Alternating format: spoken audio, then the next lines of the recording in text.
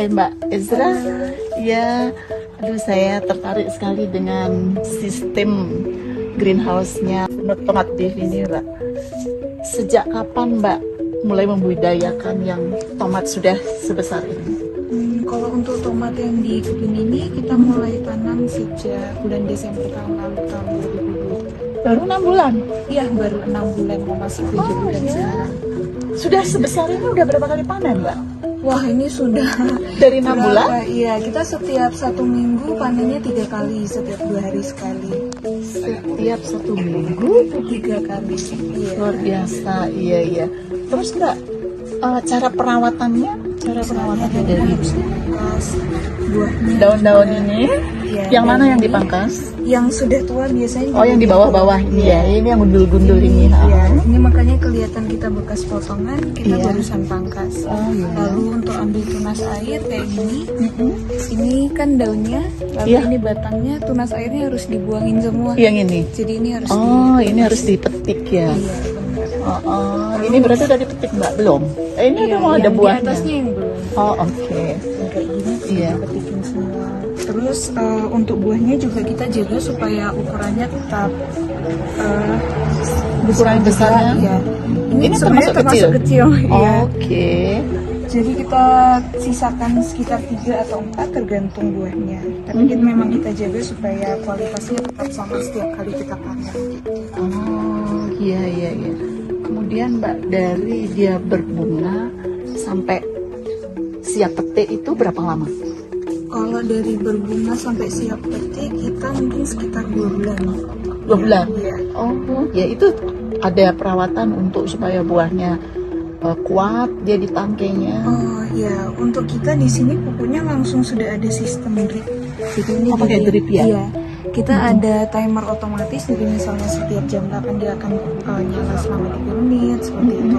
Dan pupuknya sudah dicampur di sana. Jadi kita untuk perawatan hanya tinggal menyemprot obat, itu pun dengan dosis yang sesuai, kita tidak berlebihan dan sesuai dengan keadaan di lapangan.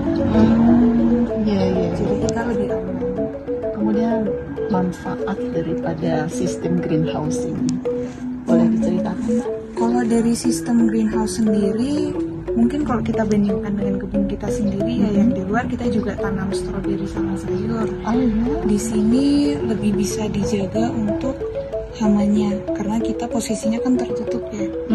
Posisinya Iya. tertutup, lalu ruangan ini juga tertutup, membantu juga untuk buahnya cepat matang seperti itu. Dan balik lagi kita juga pakai sistem irigasi tetes. Ya.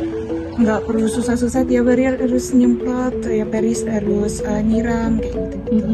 Dari perawatannya jadi kita bisa lebih fokus ke tanaman itu sendiri. Mungkin pasti ada yang sempat masuk itu hama itu. Itu gimana caranya menanggulangi? Kalau itu kan memang karena kita sudah berusaha mencegah ya sebaik mungkin, misalnya seperti greenhouse. Jadi itu yang saya bilang tadi, obatnya kita sesuai dengan keadaan lapangan. Jadi saya sebagai manajer di sini juga pasti harus melihat, oh mungkin mulai ada ulat, oke berarti obatnya ini. Berarti itu yang harus disemprot untuk minggu ini seperti itu. Jadi saya harus lihat keadaan lapangan dulu. Oh Iya. Setiap hari ditengok Iya. ya, bagaimana kondisi daripada plantation ini ya. Iya. Oke. Terus ini kira-kira sampai umur berapa Mbak dia harus dipangkas total diganti dengan yang baru? Kalau dipangkas kita Nggak pernah ya? ini tetap dipangkas, cuma kita berkala. Jadi setiap kali kita lihat, oh ini sudah terlalu rimbun atau buahnya sudah mulai tertutup dengan daun seperti ini, otomatis ini akan kurang kena sinar matahari, matangnya akan lama. Jadi kita berarti kita harus mulai potong daunnya seperti itu. Jadi sebenarnya tidak ada benar-benar kayak harus setiap seminggu sekali seperti itu. Tidak. Jadi melihat situasi perkembangan pertumbuhan daripada tanamannya ya. Maksud saya gini Mbak, ini dari awal tanam ini tidak diganti pohonnya nanti berapa tahun sekali seperti ini, terus dia nanti tumbuh lagi. Oh, ternyata kan memang harus diganti ya, direvitalisasi ya. Kalau tumbuh akan tetap tumbuh, tapi karena kita kan di perusahaan menjaga kualitas. Oh, betul. Setiap 4 bulan kita ganti tanaman, kita ganti politik. Sebab kalau tidak gitu nanti buahnya yang berpengaruh ya, akan tidak. Buahnya akan semakin kecil. Oh iya betul sekali. Ini ya berarti yang lebih seperti ini. Iya, Empat ini 4 masih dibiarin. bagus, ukurannya masih sama, berarti saya tinggalkan. Kalau tadi ini buahnya kecil, saya harus Ambil yang dikorbankan yang kecil. Terus kalau ini 2 ada 1 kecil gimana Pak? Kalau ini akan matang duluan, ini masih ada waktu karena di bawahnya masih ada panenan. Oke. Nah, yang seperti ini ya Mbak ya harus dibunuh, dikorbankan ya. Iya. Coba saya klik ya. Pasti yang paling kecil ya yang diambil ya. Yang paling kecil, soalnya nanti nggak tumbuh dengan baik. Itu 4 cukup. 4 cukup. Oke. Nah, kalau yang ini kayak gini grindil kayak gini. Itu bakalan 3 harus diambil. Oh, jadi dari sebelumnya sudah di. Iya, dari sebelumnya kita selalu setiap 2 minggu biasanya ambil buah yang kecil-kecil. Nah, sekarang suka dukanya Mbak. Suka dukanya, sukanya pasti banyakan sukanya karena melihat Iya. kalau siapapun datang ke sini ya akan merasa tergugah, rasa happy, bahagianya. Tapi dukanya apa Mbak? Tomat itu memang dibandingkan tanaman yang lain perawatannya harus lebih intens. Jadi kita memang kadang capek harus kompres, harus ambil masker, harus ini, harus itu kayak gitu. Supaya kita jaga ini buahnya tetap baik. Tapi capeknya sesuai ya. Capeknya sesuai. Sesuai dengan hasil. Hasilnya Good. bagus. Inilah yang harus kita tularkan kepada teman-teman yang mencintai pertanian, yang mencintai pertanian. Bonai kan saya ini ya, yang kecil ya, yang mencintai pertanian agar memang tekun melakukan pertanian, jangan setengah-setengah, sebab hasil akan sesuai dengan cerita kita gitu ya Mbak ya. Pasarnya gimana Mbak? Pasar Sulit nggak? Pasar kita di sini sudah punya ya karena sudah dipercaya melakukan kontinuitasnya terjaga, kualitasnya terjaga, luar biasa. Itu dipertahankan ya Mbak ya. Semoga buat petani-petani yang lain juga tidak akan mengeluh selalu jadi petani itu kok ibaratnya orang miskin. Buktinya Mbak Esra cantik jadi petani, masa tetap putih juga. Orang selalu berpikiran jadi petani, aduh kotor, kelihatan kayak orang miskin. Kenapa sendiri enggak ya? Oh, mukanya kayak tomat lagi. Yang untuk teknisnya itu berapa ya kemarin? Mungkin 1.500 sampai 2.000. masih di sini kan Ini lumayan tinggi di sini ya. Nah, ada perbedaan dari hasil nggak antara ketinggian yang lebih tinggi dengan yang Kalau lebih untuk rendah? hasil nggak ada. Kita Nggak ada. punya satu kebun lagi di Kanda, itu posisinya datarannya lebih rendah. Hasilnya akan tetap sama. Jadi kita pastikan kualitas kita di setiap kebun pasti akan tetap sama. Hanya mungkin masalah di perawatannya. Seperti di sini datarannya lebih tinggi akan lebih rawan untuk busuk batang seperti itu. Kalau di sana akan lebih rawan untuk keriting. Oh, Dan gitu. lain. Nah, kalau obat keriting itu ada ya? Ada, biasanya kita sebelum terjadi kita sudah ada banyak pencegahannya untuk penyemprotannya, untuk polybagnya. Saya jadi ikut rasanya stres kayak sayur-sayur yang ada di sekitar kita. Pak Arif, gimana nih Pak Arif idenya dulu kok bisa mau Pak Arif budidaya sayur di tempat ini? Yang pertama kan gini ya Bu ya, kan kita selaku head farm produksi Amazing Farm, kita mencoba pasar di Bali, buka pasar Bali. Setelah masa corona ini kan prediksi kan pasti akan normal kembali kan gitu ya. Nah untuk itu kita coba buka kebun di Bali gitu. Untuk sayuran-sayurannya kan kita secara lokasi kita kerjasama dengan petani-petani yang seenggaknya mereka butuh support untuk untuk memulihkan ekonomi semua kan gitu, SDM-nya kan gitu. Dan untuk itu kita ada kurang lebih 4 kebun. Yang pertama di Rasa Farm ini berlokasi di Belok Plaga, terus yang kedua di Auman, terus yang ketiga tadi Ibu sudah lihat yang di Rumah Hitam, yang di Candi Kuning, sama satu lagi yang di Kemang Merdeka. Jadi semua kita alokasikan untuk item-item yang kita butuhkan di Pasar Bali. Nah, Amazing Farm ini kan bergerak untuk pasarnya kan retail. Jadi seluruh supermarket Bali itu sudah bisa kita masuk semua.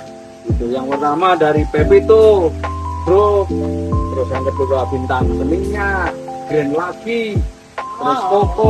Iya, kayak buruk belum? Sudah semua. Sudah. Semua ini, semua alokasi belum, ya? itu ya. Kayaknya belum. Nanti coba Bu kalau ada akses ke sana ya.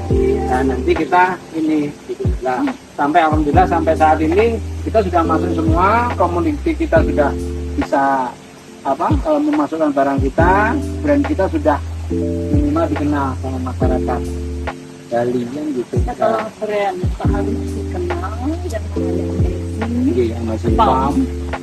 Berarti Pak Arif harus meningkatkan produksi. Iya. Ya. Nah, Nah, secara meningkat- komoditi itu kan dalam rangka meningkatkan produksi kan kita melihat dari tren market. Jadi kebutuhan pasar berapa sih kan gitu? Apa aja yang kita kurang, apa aja yang kita sesuaikan pasar. Seumpama kita ada kekurangan, contohnya tomat beef. Nah, sampai sekarang ini kan sampai kita mengundang ibu, mengundang Bu Nani itu kan dalam rangka kan kita butuh support untuk alokasi penambahan. Ya. Nah itu kan yang akan kita butuhkan yaitu Nah, ibaratnya kan partner-partner atau kerjasama. saya tertarik tadi Pak Arif bilang alokasi, penambahan alokasi. Tentu Pak Arif ingin menggandeng petani-petani lokal yang kira-kira lahannya kurang produktif. Pak Arif mengajak kerjasama mereka untuk menjadi produktif. Ya. Betul, betul. Ya. Jadi ini harus berkolaborasi ya Pak Arif. Ya. Ya. Luar biasa Pak Arif yang transformasi teknologi dengan petani lokal kita yang mengadopsi dan menyediakan lahan. Kan petani bisa berarti diajak Ya. untuk transformasi teknologi Ya, ya, betul. Pak. Jangan hanya sebagai ya Pak ya. Oh, luar biasa. Yang mau menjadi bapak angkat dari petani lokal. Betul ya Pak ya.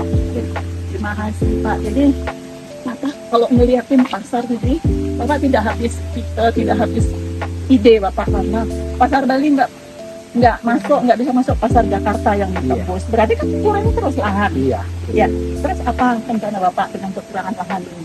Ya kita akan kolaborasi atau mencari Beberapa kemitraan. lahan. Ya bermitra atau ibaratnya kita mengelola lahan kan gitu. Ya, pokoknya Ya artinya kan kerjasama. kita biar Menguntungkan. sama-sama gitu, sama-sama. Yang lestari, Dan Pak. itu kan harus ada bukti secara otentik. Biasanya kan kita punya namanya agreement kerjasama yang tertulis dan itu kan kita resmi langsung dari pusat tanah Jakarta, nanti dari kedua belah pihak tanda tangan. Ya nanti setelah teknis berjalan kayak gitu kan kita sama-sama enak gitu loh. Tidak ada yang dirugikan Perjanjiannya kan ya. gitu ya. Bibitnya rada ini Bukan juga. susah. Saya buatin bibit nggak bisa ini. Iya hybrid ini Pokoknya dikasih ekoenzim dia bisa nggak? bisa. Cuma tetap harus diukur dulu Bu kadarnya.